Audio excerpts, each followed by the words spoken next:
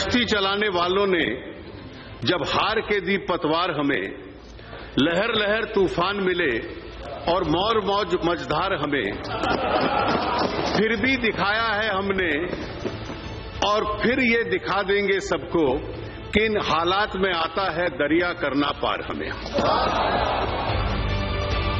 गरीबों के लिए बजट में खास ऐलान, ग्रामीण विकास के लिए 2,80,000 करोड़ का बजट, गरीबों को एलपीजी कनेक्शन, सिंचाई, बिजली, पढ़ाई पर भी जोर।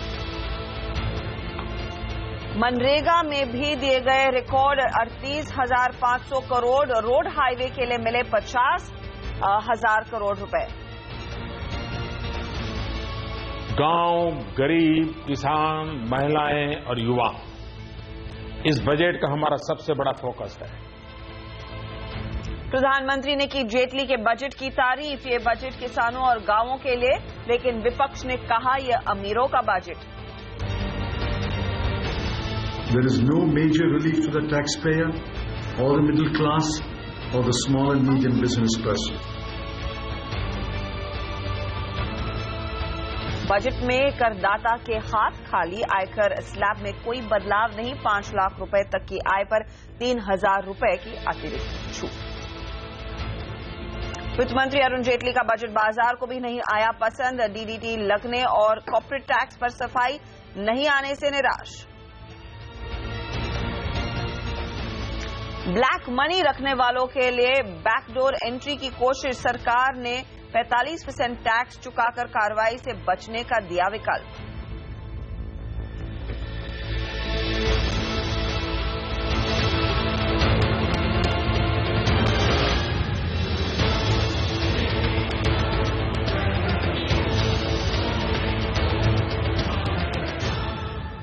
नमस्कार, सीएनबीसी आवाज में आप सभी का स्वागत है। मैं हूं हर्षदा सावंत। आम बजट पेश हो चुका है और अब बाजार में आगे आपको क्या करना चाहिए, आज के ऐलान देखकर यहां से आगे की रणनीति क्या रहेगी, आपको कौन से स्टॉक्स लेने चाहिए, इसी पर रहेगा हमारा फोकस। हम आपको बताएंगे क्या खरीदें क्या बेचें। लेकिन सबसे पहले आपको बता दें बजट में वो कौन सी बड़ी हाइलाइट्स थी जिस पर सभी की नजरें और बाजार इंडस्ट्री ने इस पर सीधा रिएक्शन दिया। तो सबसे पहले रेडार पर था वो 10 लाख से ज्यादा डिविडेंड पर 10% का टैक्स। ये एक बहुत बड़ा झटका जरूर साबित हुआ, बाजार इससे नाखुश था। वहीं ऑप्शंस ट्रेडिंग के लिए भी एसटीटी बढ़ाकर 0.05% कर दिया गया। इसके अलावा छोटी पेट्रोल, एलपीजी और सीएनजी कारों पर 1% का इंफ्रास्ट्रक्चर सेस, जिसका असर हमने देखा स्टॉक्स में देखा गया। साथ ही डीजल कारों पर भी 2.5%, एसयूवीज पर 4% का इंफ्रा सेस, यानी कि गाड़ी खरीदना महंगा, जो ऑटो कंपनियों के लिए एक नेगेटिव है।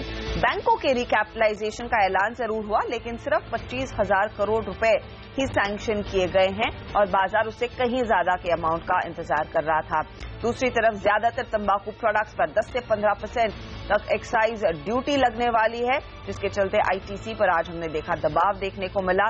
और देश में बने फूड प्रोडक्ट्स में एफआईपीबी रूट के जरिए 100% एफडीआई की मंजूरी, जो एक राहत जरूर है। एटीएफ पर एक्साइज ड्यूटी बढ़ गई है, अब 8% से के बजाय 14% की गई है और एल्यूमिनियम पर एक्साइज ड्यूटी 5% से बढ़कर 7.5%।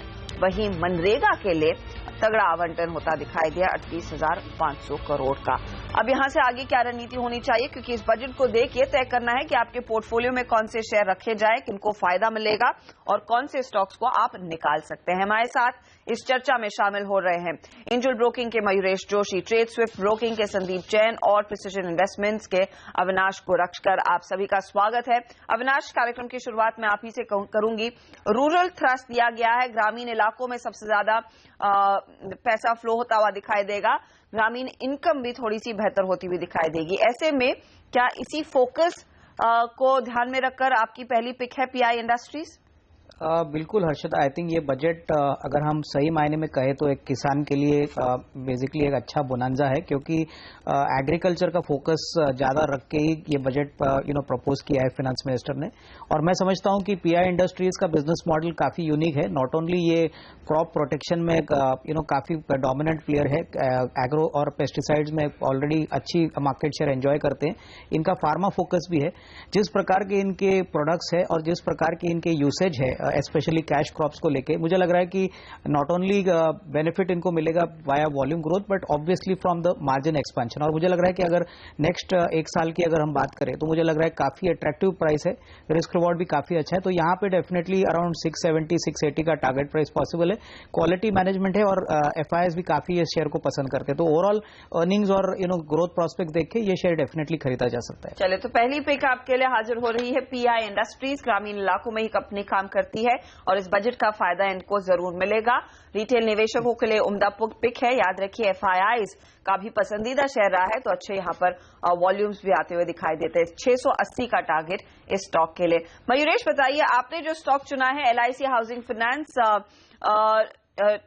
ग्रामीण इलाकों में और सेमी अर्बन एरियाज में लो कॉस्ट हाउसिंग का थ्रस्ट है इस सरकार का, क्या उसका ज्यादा फायदा मिलता हुआ दिखाई देगा इस स्टॉक को, और यहां से आगे कितना भाग सकता है ये? बिल्कुल, और जैसे गवर्नमेंट का थ्रस्ट हुआ है फर्स्ट होम बायर्स के लिए additional exemption of around 50,000 odd rupees, मुझे लगता है कि काफी पॉजिटिव हो सकती है। काफी हाउसिंग फाइनेंस कंपनीज के लिए जो सेमी अर्बन और टियर 3 टियर 4 सिटीज में ऑपरेट करते हैं, जैसे LIC हाउसिंग फाइनेंस की एक बिजनेस मॉडल है, 97% of their advances are to retail, सिर्फ 3% डेवलपर लोन की तरफ है। एसेट क्वालिटी काफी तगड़ी है। मुझे लगता है जो प्रेशर्स फेस किए हैं काफी हाउसिंग फाइनेंस कंपनीज ने, LIC हाउसिंग फाइनेंस ने शायद बेहतर प्रदर्शन दिखाया ये फ्रंट पे। तीसरी बात, अगर हम देखें जो गवर्नमेंट की एक टारगेट रही है फिस्कल कंसोलिडेशन की फॉर FY17 3.5%, डेफिनेटली RBI का एक पॉजिटिव मूव आएगा। अगर रेट कट्स होते हैं तो cost of funding LIC housing के लिए कुछ हद तक कम हो जाएगी, जिसकी वजह से इनकी जो निम्स और स्प्रेड्स हैं दे can be maintain and in fact they will expand over the next 2 years। तो मुझे लगता है जो अर्निंग्स ग्रोथ ये कंपनी पोस्ट कर सकते हैं अगले 2 सालों में काफी सब्सटैंशियल हो सकती है। इवन फ्रॉम वैल्यूएशन पर्सपेक्टिव मुझे लगता है 1.9 times price to book FY17 numbers पे काफी अट्रैक्टिवली प्लेस्ड है। तो मुझे लगता है target of 540 over the next 15 months LIC housing finance पे इज नॉट रूल्ड आउट। चलिए, 540 का price target LIC housing finance, ये वैसे भी लाइमलाइट में था शेयर, आज भी 3% की तेजी और आगे और भागेगा। 540 के टारगेट के लिए आप तेजी जरूर कर सकते हैं। संदीप जैन भी हमारे साथ कार्यक्रम में है। संदीप, आपकी पहली पिक क्या है इस बजट के बाद? तो ये मेरी भी हाउसिंग फाइनेंस क्षेत्र से ही है, दीवान हाउसिंग फाइनेंस, जो कि बहुत ही सस्ती लगते हैं मुझे वैल्यूएशंस के लिहाज से, और जो अगर ग्रोथ देखें तो बाकी हाउसिंग फाइनेंस कंपनीज से काफी फास्टर गति से ये ग्रो कर रहा है। One of the fastest growing companies है इनफैक्ट इस सेगमेंट की, और सेकंड हाउसिंग फाइनेंस कंपनी है इंडिया की भी, और AAA रेटेड कंपनी है। और ओवरऑल इन्होंने एक और हाउसिंग फाइनेंस कंपनी प्रमोट किया आधार बोल के, और जो अफोर्डेबल हाउसिंग पे इस बजट में फोकस है उसका सर्टेनली ये कंपनी एक सबसे बड़ी बेनिफिशियरियों में से एक रहेगी। जिस तरीके से छोटे इनफैक्ट जो प्लॉट्स है उन पे कंस्ट्रक्शन पे सर्विस टैक्स की रियायत है, फिर जिस तरीके से 50,000 की छूट और दी है, फर्स्ट होम बायर्स को इनफैक्ट और छूट दी गई है, इन सबको देखते हुए लगता है कि ये कंपनी को बहुत बेनिफिट है इस पर्टिकुलर बजट से। और पी करीब 6-6.25 के पी मल्टीपल पे चल रहा है, प्राइस टू बुक 1 से नीचे है, जो कि दूसरी कंपनियों का अगर HDFC की बात करें तो 3.7 है, LIC हाउसिंग फाइनेंस 2.62 है, ग्रुप फाइनेंस तो करीब 12 टाइम्स पे चल रहा है। इन सबको देखते हुए ऐसा लगता है कि, और जो ग्रोथ कंपनी ने दी है करीब 35% की ग्रोथ है पिछले 3 साल की कैगर अगर बोले, और प्रॉफिट करीब 27-28% की। और मुझे ऐसा लगता है कि जो अंडर परफॉर्मेंस इस पर्टिकुलर स्टॉक का रहा है और जो पिटाई हुई है स्टॉक की, उन सबको देखते हुए ऐसा लगता है कि डाउनसाइड रिस्क बहुत कम है और बहुत आराम से ये स्टॉक यहां से मेरे हिसाब से 200 रुपए तक का लेवल 6 से 9 महीने की अवधि में छू सकता है। चलिए, 6 से 9 महीनों में 200 तक के लेवल जाएंगे। तो यहाँ पर 2 पिक्स आई हैं लो कॉस्ट हाउसिंग से जुड़ी हुई। हाउसिंग फाइनेंस कंपनियों को फायदा मिलेगा, इसी थीम का फायदा मेरे ख्याल में सेंटेक्स को भी दिखेगा। शायद यही वजह है आपने इसे चुना है। अविनाश? बिल्कुल हर्षदा, इनफैक्ट अगर हम सिंटेक्स इंडस्ट्रीज का मॉडल देखें तो ज्यादातर रूरल बेस इनका काफी स्ट्रांग है। स्पेशली अगर हम वाटर टैंक्स या मोनोलिथ बिजनेस की बात करें तो मैं समझता हूं कि ये दोनों बिजनेस को काफी बड़ा बूस्ट मिलेगा। और जिस प्रकार का एलोकेशन स्वच्छ भारत के लिए करीबन 9,000 करोड़ का इस बजट में एलोकेट किया है, मुझे लग रहा है कि जिस प्रकार का ट्रैक्शन काफी टाइम तक मार्केट प्लेयर्स एक्सपेक्ट कर रहे थे कि इसका बेनिफिट सिंटेक्स को मिलेगा, मेरे ख्याल से FY17 में हो सकता है कि कुछ ऑर्डर्स फ्लो आ जाए। और अगर हम अर्निंग्स की बात करें तो अर्निंग्स लगातार लास्ट 2 क्वार्टर से भले ही मॉडरेटली ग्रो करें, लेकिन शेयर की प्राइस में काफी गिरावट आई है। करीबन 105-110 से शेयर अभी 65 रुपए चल रहे हैं। तो मुझे लग रहा है कि अर्निंग्स रिकवरी आएगी, वॉल्यूम एक्सपेंशन आएगा तो डेफिनेटली मार्जिन में भी बेनिफिट होगा। और करीबन 85-90 का टारगेट प्राइस अगर हम नेक्स्ट 12 मंथ्स की अगर व्यू ले तो डेफिनेटली ये काफी अट्रैक्टिव लेवल है। चलो, तो सिंटेक्स एक और पसंद है हमारे जानकारों की, जहां पर उम्दा रिटर्न्स मिलेंगे। 90 का टारगेट फिलहाल दे रहे हैं।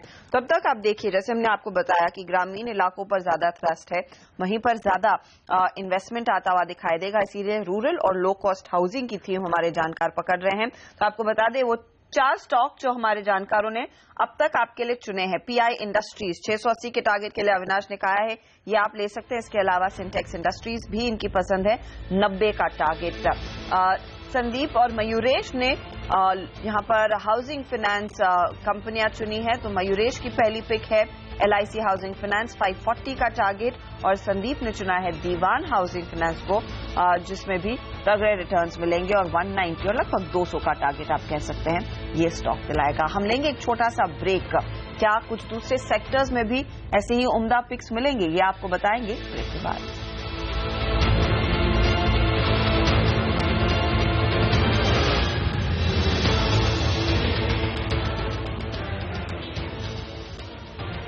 सरकार ने अगले साल के लिए अपना बजट पेश कर दिया और आप कह सकते हैं ये लोक लुभावन तो नहीं, लेकिन ग्रामीण इलाकों में थोड़ा सा फोकस करता हुआ जरूर दिखाई दिया है। हालांकि लग्जरी आइटम्स पर बड़ा टैक्स मिला है और उससे शहर के लोगों को थोड़ा झटका जरूर मिला है, क्योंकि वहां पर हमने कोई इनकम टैक्स में रियायत भी मिलते हुए नहीं देखी है, जिसकी उम्मीद बाजार लगाए बैठा था या फिर पूरी जनता लगाए बैठी थी। लेकिन हम आपको बता रहे हैं कि किन स्टॉक्स में आप पैसा लगा सकते हैं इस बजट के बाद, जहां पर रनअवे रैली तो नहीं देखने को मिली, लेकिन कुछ इंटरेस्टिंग थीम जरूर उभर कर आई हैं।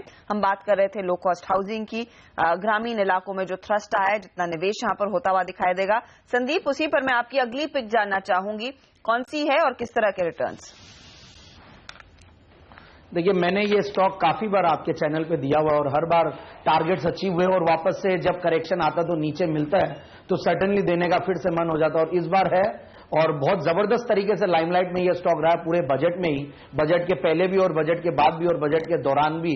वो है जेन इरिगेशन। और बट मैं इसका जेन इरिगेशन का डीवीआर वर्जन लूंगा। जब से टाटा मोटर्स डीवीआर आया है निफ्टी के अंदर, तो एक तरीके से डीवीआर जो as a class of instrument है, इसको एक बहुत बड़ी रिकॉग्निशन मिली है और विजिबिलिटी मिली है। इनफैक्ट पास्ट में भी देखा कि डीवीआर और मेन शेयर का काफी डिस्काउंट रहता है, बट ये धीरे धीरे नैरो डाउन हुआ है। इनफैक्ट टाटा मोटर्स डीवीआर का जब 55% से लेकर अब 15-20% तक रह गया है, तो ऐसा लगता है कि जेन इरिगेशन जो करीब 56-57 रुपए के लगभग है, उसके सामने 40 रुपए है। और फिर जेन इरिगेशन की अगर मेन शेयर की बात करें, ओवरऑल कंपनी की बात करें, तो बहुत ही जबरदस्त बेनिफिशियरी है इस बजट का एक तरीके से। और करीब 28.5 लाख हेक्टेयर सरकार इरिगेशन के अंडर में लाना चाहती है, और फिर एक डेडिकेटेड इरिगेशन फंड बनाया नाबार्ड के अंडर में करीब 20,000 करोड़ का। और जिस तरीके से रूरल एरियाज पे फोकस है, एग्रीकल्चर पे फोकस है, timely flow of credit farmers को मिले, इन सब पे फोकस को देखते हुए लगता है कि इस कंपनी को बहुत बड़ा फायदा आने वाले दिनों में हो सकता है। और जिस तरीके से इस शेयर में भी डाउनसाइड रिस्क नहीं दिखती है और करेक्शन के साथ पिटाई हुई है, और आज इनफैक्ट बजट स्पीच के पहले तो बहुत जबरदस्त एक उछाल दिया था ये स्टॉक, फिर दौरान बजट के दौरान ये नीचे आया, तो मुझे ऐसा लगता है कि इन लेवल्स पे स्टॉक को लेने में कोई बुराई नहीं है। 35-36 रुपए का एक बहुत स्ट्रांग सपोर्ट है स्टॉक में, और 50 रुपए का टारगेट बिल्कुल लगाएं 6 से 9 महीने की अवधि में। जेन इरिगेशन का डीवीआर ले, ये है फिलहाल 9 महीनों के लिए पिक, और 50 के टारगेट के लिए आप इसमें पैसा जरूर लगा सकते हैं। अविनाश हमारे साथ है। अविनाश, आपकी अगली पिक है अशोक लेलैंड, इसके पीछे थीम क्या रहेगी? नहीं, मुझे लग रहा है कि हर्षदा, अगर ऑटो स्पेस में हम देखें तो कमर्शियल व्हीकल स्पेस में लकीली कोई मेजर चेंजेस आए नहीं है, लेकिन जो मोटर व्हीकल एक्ट है वहां पे सजेस्ट किया है कि कोई बड़े चेंजेस इनकॉर्पोरेट किए जाएंगे। और मुझे लग रहा है कि जिस प्रकार का डिमांड कमर्शियल व्हीकल इंडस्ट्री काफी टाइम से कह रहा है कि 15 साल पुराने जो कमर्शियल व्हीकल ट्रक्स है वो स्क्रैप किए जाए, तो शायद वहां पे अभी नहीं, बट मेरे ख्याल से आने वाले 1-2 क्वार्टर्स में कहीं ना कहीं कोई ना कोई सोल्यूशन गवर्नमेंट निकालेगी, क्योंकि ये एनवायरमेंटल एनवायरमेंटली काफी बड़ा एक इशू हुआ है। मोस्ट इंपॉर्टेंटली जो भी पैसा मनरेगा के लिए या टिपिकली रोड्स के लिए जो भी इन्वेस्ट किया जाएगा, मुझे लग रहा है कि ओवरऑल इकोनॉमी के लिए अच्छी बात है अगर वो रूरल में भी स्पेंड होता है या टायर 2 टायर 3 सिटीज में हाउसिंग डिमांड होती है। तो ओवरऑल अगर हम देखें तो with in the commercial vehicle space ये जो हेल्दी ग्रोथ डबल डिजिट में हमने देखी है उसका फायदा डेफिनेटली अशोक लेलैंड को मिलेगा। अभी प्राइस भी काफी अट्रैक्टिव है, अराउंड 87 है। मैं हमारे ख्याल से कम 15 से 20% की अर्निंग्स ग्रोथ अगले 2 साल के लिए कंफर्टेबली आएगी और वॉल्यूम ग्रोथ डबल डिजिट होगा। तो यहाँ पे कम से कम 105 का टारगेट प्राइस मिल सकता है। ओके, तो ये भी एक लॉन्ग टर्म निवेश अच्छा पिक अविनाश ने दिया है 105 के टारगेट के लिए अशोक लेलैंड में पैसे लगाने की सलाह। मयूरेश, जो आपने लिस्ट भेजी है उसमें अगला स्टॉक है अल्ट्राटेक सीमेंट का। अब इसको चुनने के पीछे क्या थीम रहेगी और अब आपको क्या लग रहा है किस तरह के रिटर्न्स मिलेंगे इस शेयर में? ड्यूल थीम इनफैक्ट जो बजट में अनाउंसमेंट हुई है housing for all 2022 I think एक बहुत बड़ा बेनिफिशियरी हो सकता है क्योंकि नेशन वाइड प्रेजेंस है इनका एट अराउंड 71.2 MTP है एक्सपेक्टेड FY7 कैपेसिटी। तो क्लियरली आई थिंक जो फोकस रहेगा because 2/3 of the cement demand comes from housing और बाकी का डिमांड इंफ्रास्ट्रक्चर सेक्टर से आता है। अगर जो स्टॉल्ड और ब्लॉक प्रोजेक्ट्स है I think they start becoming functional, मुझे लगता है आई थिंक अल्ट्राटेक सीमेंट जैसी कंपनी आई थिंक एक बहुत क्लियर बेनिफिशियरी हो सकती है। नंबर्स भी काफी आई थिंक इंप्रेसिव थे, EBITDA मार्जिन्स जो उन्होंने पोस्ट किए थे, we still believe because of benign input cost और जैसे इनके पेटकोक का कंजम्पशन बढ़ेगा our own take is that earnings growth can be quite stupendous. दूसरी बात देखिए जो कल इनका एक एक्विजिशन की बात आई थी over the weekend, that can be value accretive going forward क्योंकि जैसे इन्होंने एसेट्स एक्वायर किए हैं जब acquired that at an EV to turn off around $110-115। तो मुझे लगता है जो रिप्लेसमेंट कॉस्ट है which is anywhere between 145 to 150 काफी चीप एसेट्स मिले हैं which are ready to use and they can be easily value accretive. तो मुझे लगता है UltraTech cement both from perspective of the central government reforms as well as expected demand और volume recovery की जो हम expectation रख रहे हैं अगले 2 से 3 क्वार्टर में एक clear beneficiary हो सकता है। तो long term investors can definitely have a look at the stock on declines with a target of 3200 in the next 12 months। 3200 का टारगेट और ये है UltraTech cement. Low cost housing का फायदा जाहिर तौर पर रियल एस्टेट कंपनियों को मिलेगा लेकिन ज्यादा एक्शन हम देखेंगे सीमेंट के ऑफ टेक में बनता हुआ दिखाई देगा। Sandeep, very quickly, Sera sanitary where उसी के साथ जुड़ा हुआ है, किस तरह के रिटर्न्स मिलेंगे? देखिए मेरे भी एक बहुत बड़ा एक कंफ्यूजन था कि मैं सेरा सैनिटरी वेयर लूं या इंडिया सीमेंट्स लूं। अच्छा हुआ कि मैंने इंडिया सीमेंट्स लिया नहीं क्योंकि ऑलरेडी मयूरेश ने सीमेंट सेक्टर से कंपनी दी है और वापस से कॉमन हो जाता। But again Cera sanitary ware की अगर बात करूं तो ये फास्टेस्ट ग्रोइंग कंपनी है अपने सेगमेंट में, सैनिटरी वेयर इंडस्ट्री की। इनफैक्ट इंडिया की सबसे फास्टेस्ट ग्रोइंग कंपनी है, बेहतरीन क्वालिटी कंपनी। अगर देखा जाए तो पिछले 3 सालों की ग्रोथ अगर कैगर की बात करें तो करीब 37% की रेट से ग्रो की है और पिछले 3 साल के नेट प्रॉफिट्स में भी करीब 29% की नेट प्रॉफिट्स में ग्रोथ आई है। Debt to equity ratio as compare to जो बड़े प्लेयर्स है हिंदुस्तान सैनिटरी वेयर है उससे काफी कम है, 0.2 है और बहुत ही स्ट्रांग बैलेंस शीट दिखती है। और ओवरऑल मुझे ऐसा लगता है कि जो ऊपर के लेवल से इस स्टॉक में भी करेक्शन आया मार्केट के करेक्शन के साथ करीब 3000 के लगभग भाव थे और वहां से ये आधे भाव पे आ चुका और आज इनफैक्ट पिछले 1-2 दिनों में भी अच्छी चाल दी और आज भी इनफैक्ट मार्केट में पॉजिटिवली ये बंद हुआ है। काफी वॉलेटाइल था मार्केट बट वॉलेटिलिटी के साथ इस पर्टिकुलर स्टॉक में रेजिलियंस दिखा था। तो मुझे ऐसा लगता है कि इस स्टॉक में बिल्कुल जो सरकार का फोकस है सैनिटेशन के ऊपर और पर्टिकुलरली लो कॉस्ट हाउसिंग या अफोर्डेबल हाउसिंग और इन सब चीजों को देखते हुए मुझे ऐसा लगता है कि इस स्टॉक में भी आने वाले दिनों में एक अच्छा टारगेट अचीव किया जा सकता है, करीब 2200 रुपए का और 9 महीने का कम से कम टाइम फ्रेम रखें। 2200 का टारगेट ये है सेरा सैनिटरी वेयर। और आखिरी 1 मिनट बचा है कार्यक्रम में, very quickly IRB infra, Avinash क्या टारगेट्स रहेंगे? IRB इंफ्रा में हमको लगता है कि कम से कम नेक्स्ट 1 ईयर में अराउंड 240-250 का टारगेट बनता है और जिस प्रकार का फोकस रोड्स पे इस बजट पे आया है मुझे लग रहा है कि नॉट ओनली एग्जिस्टिंग वॉल्यूम जो रन रेट है उससे भी कई अच्छी रन रेट हमको आने वाले साल में देखने को मिलेगी। IRB सबसे बड़ा डोमिनेंट प्लेयर है और हमें लग रहा है कि इसका फायदा कंपनी को जरूर मिलेगा, तो डेफिनेटली इस प्राइस पे खरीदना चाहिए, अच्छा अपसाइड मिलेगा। मयूरेश, सद्भाव इंजीनियरिंग इंफ्रा कंपनी आपने चुनी है, यहाँ पर किस तरह के रिटर्न्स मिलेंगे? जैसे अविनाश थीम कंटिन्यू कर रहे हैं, मुझे लगता है आई थिंक क्लियर बेनिफिशियरी हो सकता है, क्योंकि जैसे ग्रामीण सड़क योजना की घोषणा हुई है, 19,000 करोड़ का एलोकेशन हुआ है, रोड्स एंड हाईवेज में 55,000 करोड़ का, मुझे लगता है एक क्लियर बेनिफिशियरी इंपैक्ट आ सकता है ईटीसी और बॉट प्लेस पे। हाँ, आई थिंक डेट लेवल्स थोड़ी हाई है कंपनी के, लेकिन जैसे प्रोजेक्ट्स ऑपरेशनल हो जाएंगे अगले कुछ क्वार्टर्स में, मुझे लगता है कैश फ्लोज इंप्रूव होंगे और उसकी वजह से आई थिंक जो डेट लेवल्स कम होंगे that will definitely have a boost in terms of return ratios. Selectively bid कर रही है company, so in that sense I think जो इक्विटी आईआरआर्स की हम बात कर रहे हैं वो भी काफी इंप्रेसिव हो सकते हैं। वैल्यूएशंस के तौर पे I think it's trading at reasonable valuations, इसलिए मुझे लगता है सद्भाव इंजीनियरिंग एक बहुत बेहतरीन पिक हो सकती है डिक्लाइंस पे, with a target of 289 for the next 15 to 18 months. 289 का टारगेट। तो इंफ्रा और ग्रामीण इलाकों में जो कंपनियां घर बना रही हैं या फिर हाउसिंग फाइनेंस का काम दे रही है, और ग्रामीण इलाकों से जो कंपनियां जुड़ी हुई हैं, चाहे आप वो जैन इरिगेशन कहें, सिंटेक्स कहें, पीआई इंडस्ट्री कहें, उनमें आप पैसा लगाएंगे तो बेहतरीन रिटर्न्स मिलेंगे। बहुत बहुत धन्यवाद आप तीनों का ही हमारे लिए समय निकालकर हमारे दर्शकों के लिए खास ये 9 पिक्स निकालने के लिए। इसी के साथ इस खास पेशकश में इतना ही। नमस्कार।